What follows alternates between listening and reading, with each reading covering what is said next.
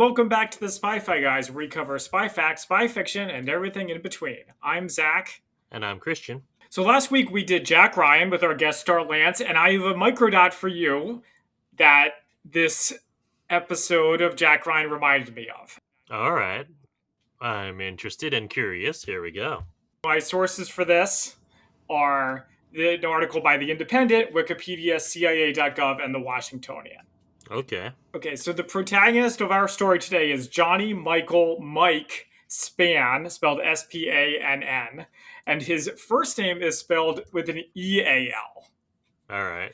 This is because his mother was of Irish ancestry. Ah. So he's a good old boy from Winfield, Alabama, the son of a real estate agent. Mike played football in high school and at 17 became a private pilot. He earned a private pilot license. Okay, cool. He went to Auburn University and joined the Marine Corps Reserve, then went on to officer candidate school after graduation. Okay. Mike wanted to go into aviation, but became a field artillery officer instead. He served for 6 years with the Marines, was stationed in Okinawa, Japan, and at Camp Lejeune, North Carolina, eventually becoming a captain. So yes, he achieved the rank of captain with the Marines, and then in June 1999, he joined the CIA and trained at the farm where he met his future wife, Shannon Nejoy. Okay. He was known as Silent Mike while he was there. So he met his wife there. Jack Ryan is macked on by one of his co-workers there. That's where this is going? Really? Hold on. There's more. Okay. All right.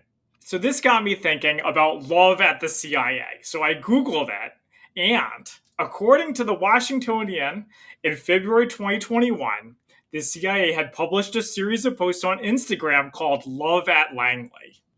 It's the story of three couples who worked together at the CIA. Two met and fell in love while working there, while the other couple met prior to being hired. Couples are pretty common here, says CIA spokesperson Nicole DeHay. There's a variety of jobs, but they're all centered around the same passion to serve. Plus, if your spouse or partner also works at the agency, they especially understand the secrecy that sometimes accompanies the question, how was your day? You think you could talk to Kathy about that? I don't think so. Well, yeah, okay, fair. I feel like we talked about this recently in Alias? No, or some show. What show were we talking about? Yeah, no, I think it was Alias. That's right, yeah. So one of the unnamed participants said, I laugh about this, but it's kind of nice to know that the person you're dating, and future spouse in my case, has been done through a thorough background investigation. She says, it was good to know that everything with this guy was above board. Mm-hmm. So the Washingtonian concludes, for those looking to head to Langley to find love, the road to joining the agency is difficult, but anything for love. Of course, we already talked about joining the agency back in Alias again. Mm-hmm. Anyway, back to Mike Spann. So he was assigned to the ground branch of the CIA. He served in Uzbekistan and the Balkans, and he returned to the United States on September 8th, 2001. He was at HQ during 9/11. Okay. He actually protested the order to evacuate, saying everyone should stay and do something. On October 17th, 2001, he was one of 8 members of the CIA's Team Alpha, the first people in. They were inserted into Afghanistan in 2 Black Hawk helicopters. Okay. They met up with some Green Berets. Mike was quoted as saying, there are no rules here. We're making the decisions, and our LZ is going to be called LZ Jake after his infant son. Okay. But then, and here's the real reason why I brought this up. On November 25th, 2001, so only a couple of months after 9/11, Mike and David Tyson, a CIA case officer, traveled to Kala-i-Jangji Fortress, which is a prison for Al-Qaeda prisoners. There they questioned John Walker Lynn. Do you know John Walker Lynn? That name sounds familiar. He was an American citizen who basically joined Al-Qaeda, who was a traitor. That's probably why that name sounds familiar. So while they were there, a prison riot started that would later be called the Battle of Kala-i-Jangji. Approximately 2 hours after the interviews began, a number of prisoners suddenly attacked their captors who were outnumbered 4-1. Oof. 2 Afghan doctors saw what happened to Mike. He swung around, raised his rifle to his shoulder. He shot 2 or 3 of them before the prisoners he had been interrogating jumped on him from behind, tackling him to the ground.